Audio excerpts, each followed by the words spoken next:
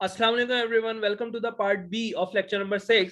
अच्छा, पिछले लेक्चर के अंदर पार्ट ए के अंदर हमने देखा कि हम विजुअल स्टूडियो कोड को किस तरह डाउनलोड कर देते हैं, कर सकते हैं, और एक्सटेंशंस का क्या कॉन्सेप्ट है, फंक्शनल एक्सटेंशंस क्या होती हैं और विजुअल एक्सटेंशंस क्या होती है। उसके बाद जब आप विजुअल स्टूडियो कोड को डाउनलोड कर लेंगे तो आपके सामने कुछ इस तरह की विंडो अपेयर होगी, आपके सामने कुछ इस तरह की स्क्रीन अपेयर होगी। आपने इसको मैक्सिमाइज कर लिया। अब आप क्या करते हैं, आप इसके अंदर कोई नया फोल्डर खोलना चाहते हैं। फॉर एग्जांपल चाहे तो यहाँ से भी फाइल ओपन कर सकते हैं, यहाँ से फोल्डर ओपन कर सकते हैं, नहीं तो आप इसको क्लोज करके फाइल में जाइए और आप ओपन फोल्डर करके भी फोल्डर ओपन कर सकते हैं। और अगर आपको याद हो तो लेक्चर नंबर 5 के अंदर मैंने आपको 2 तरीके बताए थे कि किस तरीके से आप फोल्डर को या किसी भी फाइल को विजुअल स्टूडियो कोड के अंदर ओपन कर सकते हैं। तो आप चाहें तो वहां पे जाके रिवाइज भी कर सकते हैं। तो खैर, ओपन फोल्डर पे आपने क्लिक किया और जहां पे भी आपने अपना फोल्डर बनाया हुआ है, मैंने यहाँ पे लोकल डिस्क ई में बनाया था, मैंने फोल्डर सेलेक्ट किया। तो आप ये देख सकते हैं कि मेरी स्क्रीन पे मेरा ये प्रोजेक्ट 1 का फोल्डर खुल गया। तो वेलकम वाले फोल्डर को मैं क्लोज करता हूँ, मेरे पास प्रोजेक्ट 1 का फोल्डर खुल जाता है। और मैं यहाँ पे कुछ फाइल्स बना देता हूँ। फॉर एग्जाम्पल मैं पहली फाइल बनाता हूँ index.html की। इसके अलावा मैं एक और फाइल बना देता हूँ style.css की, और मैं एक और फाइल बना देता हूँ vendor.js जावास्क्रिप्ट फाइल बना देता हूँ। आप फाइल को जो नाम देना चाहें वो आप दे सकते हैं, it's totally up to you, इसमें कोई टेंशन वाली बात नहीं है। और आइए जी एक्सटेंशन की तरफ बढ़ते हैं। लेक्चर नंबर 5 के अंदर हमने ये भी देखा था कि ये एक्टिविटी बार है, और इस बार के अंदर जो लास्ट आइकन है, 5th आइकन है, ये हमारा एक्सटेंशन का आइकन होता है। आप यहाँ पे देख भी सकते हैं। अच्छा जी, आइए कुछ बेसिक एक्सटेंशंस का जिक्र करते हैं। पहले नंबर पे जो एक्सटेंशन है वो है मटेरियल थीम। मटेरियल थीम को डाउनलोड करते हैं। आइए जी देखते हैं सबसे पहले कि एक्सटेंशन डाउनलोड किस तरह होती है। आपने एक्सटेंशन के बार पे क्लिक किया, अब आपके पास यहाँ पे एक सर्च बार आ रहा होगा। आपने जो एक्सटेंशन डाउनलोड करनी है वो आपने यहाँ पे टाइप करके सर्च करनी है। फॉर एग्जाम्पल हम मटेरियल थीम डाउनलोड करने वाले हैं। अच्छा, यहाँ पे आप देख सकते हैं कि आपको कुछ पाइथन की एक्सटेंशन, C++, C लैंग्वेज की और दूसरी लैंग्वेजेस की भी एक्सटेंशन आपको दिख रही है। तो खैर, हम मटेरियल थीम को डाउनलोड करने वाले हैं। हम अपना एनवायरनमेंट सेट कर रहे हैं विजुअल स्टूडियो कोड का। मटेरियल थीम आपने लिखा। अच्छा, अब मटेरियल थीम के अंदर 2 तरह की आपके पास एक्सटेंशंस आएंगी। तो बेसिकली हम मटेरियल थीम देख रहे हैं। मटेरियल आइकन थीम हमारा दूसरा टॉपिक है। तो मटेरियल थीम आपने टाइप किया तो आपके पास ये मटेरियल थीम आ गई। अच्छा, अब मटेरियल थीम का काम क्या है। मटेरियल थीम, एक तो मैंने आपको बताया था, एक तो विजुअल स्टूडियो कोड की कुछ बिल्ट इन थीम्स हैं। ये आप देख सकते हैं यहाँ पे लाइट विजुअल स्टूडियो कोड करके, किसी भी इन्वायरमेंट, किसी भी कलर थीम पे आप कोडिंग कर सकते हैं। मैं अमूमन डार्क, जो by default visual studio code की थीम है, वही प्रेफर करता हूँ। तो लेकिन आप कोई भी थीम यूज कर सकते हैं। लेकिन अगर आपको कुछ और एपिक और एडवांस थीम्स चाहिए तो आप ये मटेरियल थीम भी डाउनलोड कर सकते हैं। ये आपको और ज्यादा जो है एडवांस थीम्स प्रोवाइड करेगा। ये आपके सामने ये एक्सटेंशंस डाउनलोड हो रही है, ये एक्सटेंशन डाउनलोड हो रही है।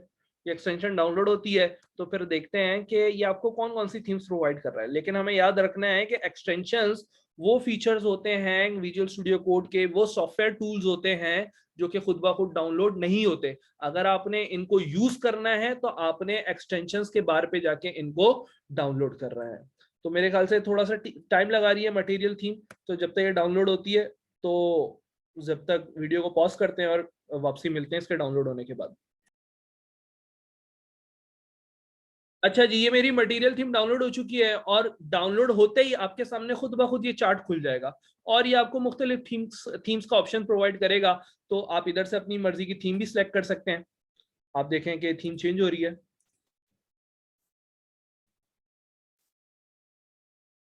तो किसी भी किस्म की आप थीम प्रो इधर से सिलेक्ट कर सकते हैं। और अगर आप चाहें तो बाय डिफॉल्ट जो थीम है विजुअल स्टूडियो कोड की, अच्छा ये आप देखें यहाँ पे भी थीम्स कुछ ऐड हो गई हैं। ठीक है, तो आप इसको भी सिलेक्ट कर सकते हैं। तो ये सारी की सारी थीम जो है आपके सिस्टम के अंदर ऐड हो जाएंगी और आप कोई भी थीम सिलेक्ट कर सकते हैं। तो मटेरियल थीम का क्या काम है। मटेरियल थीम आपको एपिक और एडवांस थीम्स प्रोवाइड करती है आपके वर्किंग एनवायरनमेंट के लिए। तो this extension provide you the most attractive and epic theme to work on VS code. It's a visual extension that makes your coding environment attractive. तो ये एक विजुअल एक्सटेंशन है।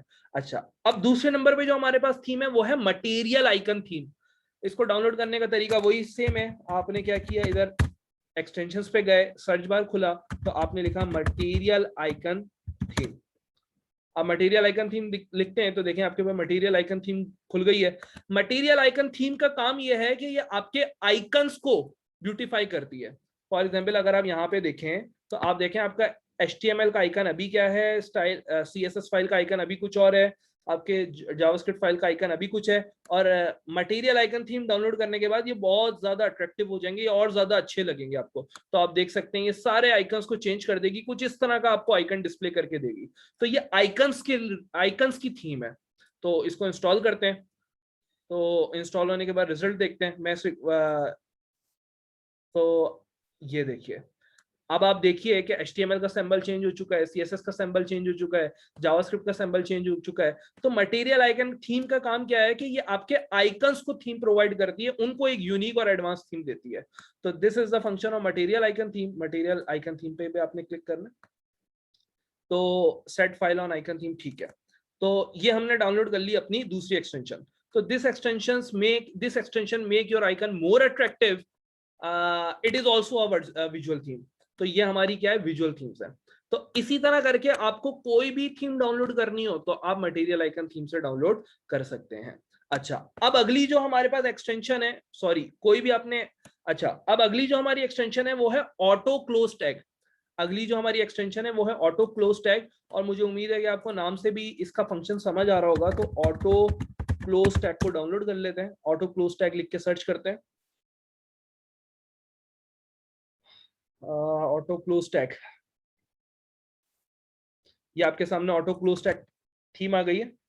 अच्छा, ऑटो क्लोज टैग का काम क्या है, इसको हम जरा प्रैक्टिस करके देखते हैं। पहले मैं आपके सामने index.html खोलता हूँ, बॉयलर प्लेट मैंने लगाया। इधर क्या होता है कि मैं H1 लिखता हूँ और एंटर करता हूँ। अब आप देखते हैं कि इधर ओपनिंग टैग तो मैंने लिखा, लेकिन क्लोजिंग टैग भी खुद ब खुद आ रहा है। तो ऑटो क्लोज थीम का काम क्या है कि ये जब आप ओपनिंग टैग लिखते हैं तो ये खुद ब खुद क्लोजिंग टैग को भी पुट कर देता है साथ ही साथ। जैसे कि नाम से जाहिर है, ऑटो क्लोज टैग, आप सिर्फ ओपनिंग टैग लगाएं और ये क्लोजिंग टैग को खुद ब खुद पुट कर देगा आपके कोड के अंदर। तो ऑटो क्लोज टैग की जरा डेफिनेशन पढ़ के देख लेते हैं। Since we know that HTML is a markup language and we use tags, most of the tags of HTML are opening and closing tag. This extension automatically adds a closing tag while you are writing your code. जब आप अपना code लिख रहे होते हैं तो आप opening code लिखें, ये एक्सटेंशन का काम क्या होता है कि ये खुद ब खुद जो है आपका क्लोजिंग टैग डाल देगी। फॉर एग्जाम्पल मैंने यहाँ पे H1 लिखा और ये खुद ब खुद क्लोजिंग टैग को भी ऐड कर देता है। या आप चाहें तो आपने ओपन किया, क्लोज की, ये देखें जैसे ही एंटर करेंगे, सॉरी आपने H1 लिखा, जैसे ही एंटर करेंगे आपका क्लोजिंग टैग भी एंटर हो गया। तो ऑटो क्लोज टैग नाम से ही जाहिर है।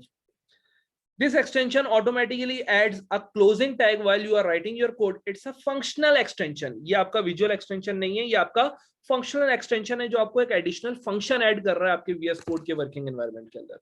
अच्छा, इसी तरह हमारे पास एक थीम है ऑटो रीनेम टैग। तो आप देख रहे हैं कि आप चाहें तो यहाँ पे सर्च करके भी कर सकते हैं, लेकिन मुझे यहाँ पे डायरेक्ट दिख रहा है तो मैंने क्या किया, इसको डायरेक्टली इंस्टॉल कर लेता हूँ यहाँ से, ऑटो रीनेम टैग को।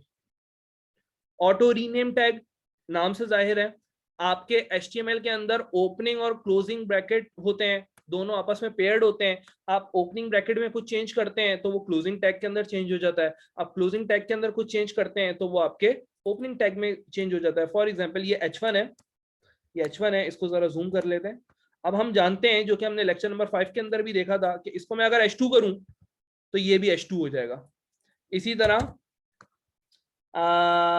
अगर मैं P लिखता हूं और मैं यहाँ पे P को हटा के, सॉरी P को हटा के डिफ कर देता हूं तो आप देखें ये भी डिव हो रहा है। मैं यहाँ पे बैक स्पेस दबा के V मिटा रहा हूँ, I मिटा रहा हूँ, D मिटा रहा हूँ, तो क्लोजिंग टैग के अंदर खुद ब खुद चेंजिंग हो रही है। मैं स्पैन टैग में कन्वर्ट कर सकता हूँ। तो आप सिर्फ ओपनिंग टैग के अंदर चेंजिंग करें, क्लोजिंग टैग के अंदर खुद ब खुद रीनेमिंग हो रही होगी, खुद ब खुद चेंजिंग हो रही होगी। तो ये काम है आपके ऑटो रीनेम टैग का। तो auto rename tag is the extension that automatically rename your closing tag when you make changes in your opening tag. It is also a functional extension. ये भी आपकी visual extension नहीं है, ये भी आपकी functional extension है। अच्छा जी, आगे बढ़ते हैं।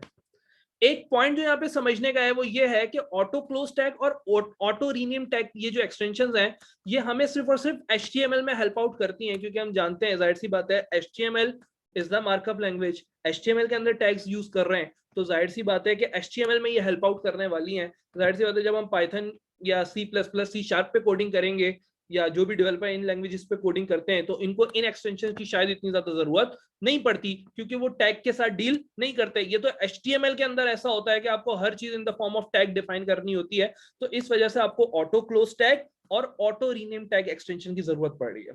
दूसरी लैंग्वेजेस पे जब आप वर्क करेंगे तो ऑब्वियसली आपको इन एक्सटेंशन की जरूरत नहीं पड़ेगी।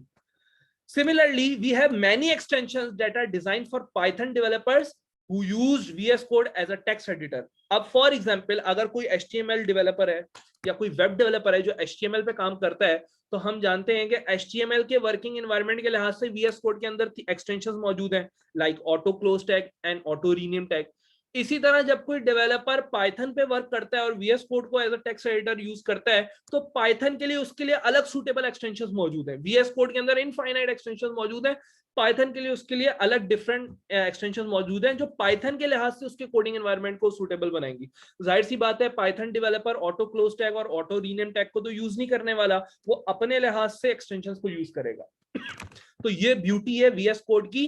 कुछ तो इसके अंदर बिल्ट इन फीचर्स हैं जो हर जगह आपको जरूरत पड़ने वाली है, वो तो VS कोड ने माइक्रोसॉफ्ट ने इसके अंदर बिल्ट इन कर दिया, लेकिन उसके अलावा भी आप अपनी मर्जी से फीचर्स मतलब एक्सटेंशंस डाउनलोड करके अपने वर्किंग एनवायरनमेंट को अपने लिहाज से एडजस्ट कर सकते हैं। Similarly we have different extensions for mobile app developers who work on Flutter and Dart. इसी तरह जो C++ पे C# पे काम कर रहा है, जो रिएक्ट नेटिव पे काम कर रहा है, जो रिएक्ट पे कर रहा है, नोड पे कर रहा है, हर लैंग्वेज के लिए हर वर्किंग एनवायरनमेंट को सूटेबल बनाने के लिए हम डिफरेंट एक्सटेंशंस यूज कर सकते हैं।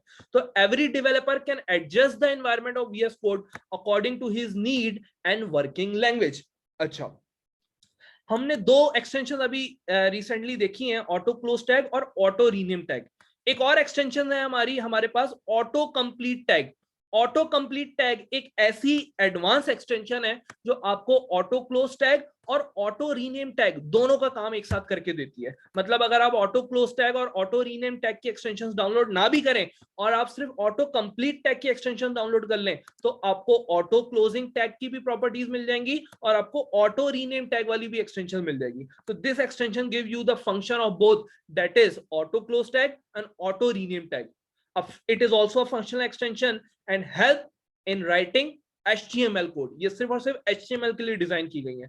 तो आप चाहें तो डाउनलोड कर लें, आप चाहें तो इसको छोड़ भी सकते हैं। तो ऑटो कंप्लीट टैग की एक्सटेंशन भी आप डाउनलोड कर सकते हैं। लेकिन अगर आपने वो दो एक्सटेंशन डाउनलोड कर ली तो आपको एज सच कोई खास जरूरत नहीं है। तो इस लेक्चर के पार्ट को यहाँ पे रोकते हैं, मिलते हैं लेक्चर नंबर 6 के पार्ट C के अंदर। Thank you.